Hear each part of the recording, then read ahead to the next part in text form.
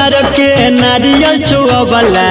कोनो बाजार के कुसवा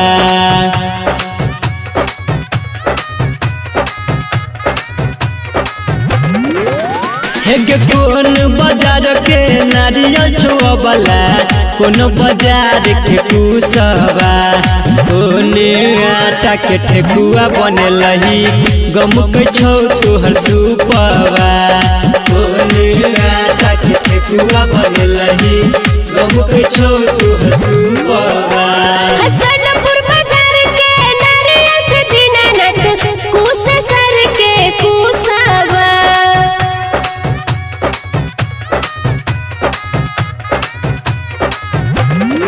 हसनपुर बाजार के नारियल से दीनानाथ कुससर के कुसवा गेहूं आटा के ठेकुआ बनलिए इहे से गमक छ सुपवा गेहूं आटा के ठेकुआ बनलिए इहे से गमक छ सुपवा। आप सुन रहे हैं संदीप सुमन को। म्यूजिक बाय डीजे उमेश शुक्रिया बाजार। कथिले याब सुन गे अबला कर छी हमर बरतिया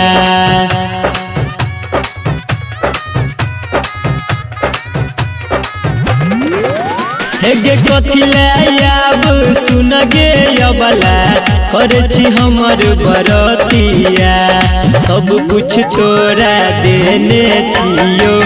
आब कोन छौ मनतिया सब कुछ तोरा देने छियो आब कोन छौ मनतिया सुख शांतिले हम हो दीनानाथ करछ तोहर बरतिया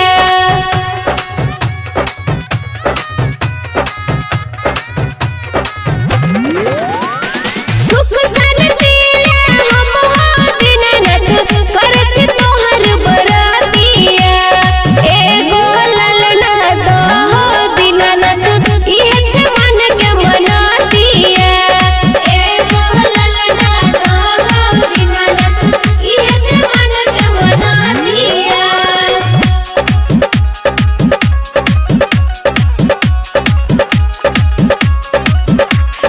म्यूजिक बाय डीजे उमेश शुक्रिया बाजार। केहन तोय बनल हो दीनानाथ जड़ल छ हमर भागिया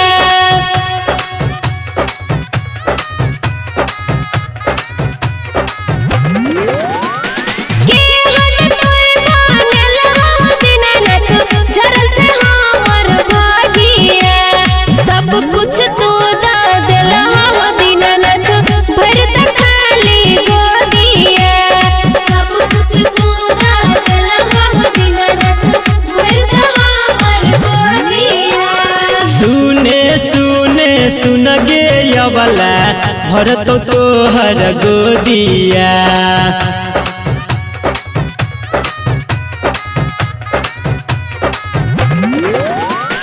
सुने सुने सुन गे अबला